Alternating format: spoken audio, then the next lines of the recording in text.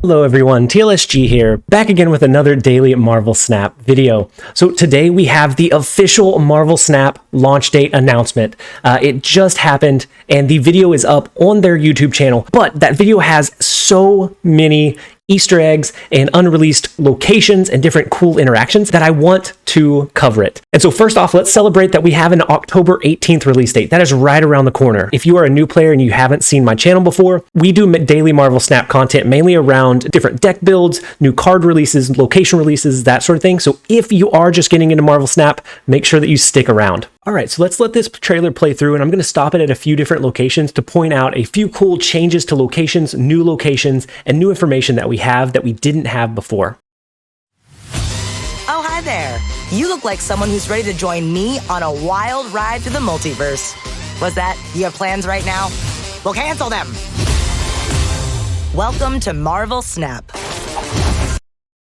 All right, so the first one that I want to point out is Asgard. It is a small one, but I think is going to be a big one for kind of the metagame overall when this location is in effect. Previously, Asgard was on turn 4. Whoever is winning this location, draw 2 cards. Well, now that has changed to on turn 4, cards here can move. So that's going to be interesting for like move style decks and other things that you may want to flood the board and then move out later. So maybe you play an Angela in that lane, and then you play low-cost cards. You can move those low-cost cards out to play more low-cost cards on top of her to buff her up further. And then moving on. You can access it from anywhere. Your house, your workplace, bathroom at your workplace. Let's be honest, most likely the bathroom, am I right? It's clobbering time! And it's as easy to play as solitaire. Actually easier. I don't think I've ever won a game of solitaire. All right, and so the second one that I want to point out is this new location right down in the middle. Down here is Daily Bugle. So there are a lot of cool unreleased variants that we are seeing, but what I find really cool is this new location, Daily Bugle. You get a copy of a card in your opponent's hand. So this could give you some early insight into what the opponent is playing. So if they're running a Cerebro deck, if they are running something that uses leader at the end, maybe you can adjust your play style to give yourself more of an advantage. This seems like it is playing away from the RNG factor that we saw on the Triskelion, and more so in the play around the information that you have at hand. So maybe they have an Iron Man, and you hold your Enchantress or Rogue until that final play so that you can counter their final play to swing that advantage in your favor. But here's the twist. These cards are superpowered. Like the entire canon of Marvel characters kind of superpowered.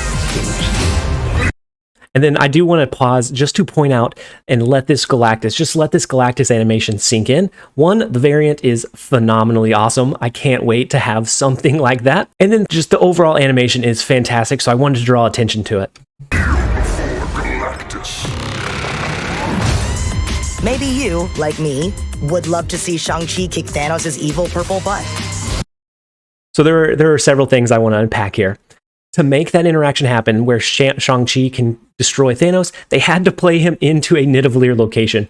Because normally Shang-Chi cannot accomplish that. He cannot destroy Thanos because Thanos is 8 power. And then secondly, we have another new location, unreleased location, in the Collapsed Mine. It is a little bit hard to read, but it says fill this location with rocks. Skip a turn to destroy your rocks. So this creates some interesting play around potential. If you dropped a Psylocke on turn 2 to ramp into a high-powered 4-cost drop, do you still drop that card and skip a turn later on to get rid of your Collapsed Mine?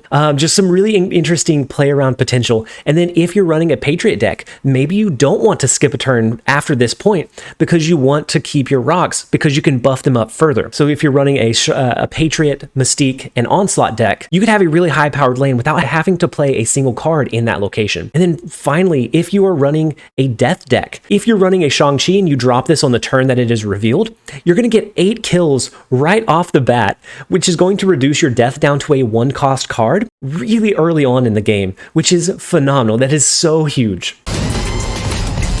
Or you've always wondered what the Guardians of the Galaxy would look like in 8-bit mode. Well, wonder no more. Got him! It's easy to pick up and so much fun to master. In other words, less time than a bagel takes to toast. Who doesn't have a bagel's worth of time? So don't wait to explore a multiverse of possibilities. Oh, snap! Marvel Snap! And then here, I do want to point out one last thing before the release date reveals. So on the pre-register now page, it doesn't just say the App Store or the Google Play Store, it also includes Windows. So this tells me that more than likely there will be a PC client available on October 18th, which is going to be huge for content creators like myself, streamers, or just some people like to play on the PC better. Maybe they don't have a phone that runs it well, or they just want to play for extended time and they just like playing on a PC. So that's going to expand the game to a much wider audience. And so that is going to be huge. It's time to make your move. The game launches. And then finally, it says the game launches on October 18th.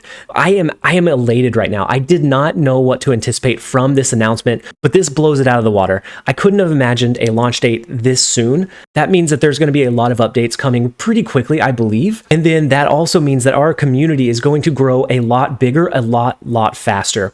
And so I'm excited for what that means for this channel, for this game, and for our community. And I want to thank you guys for being here early to take this journey with me. I can't wait to see what is around the corner.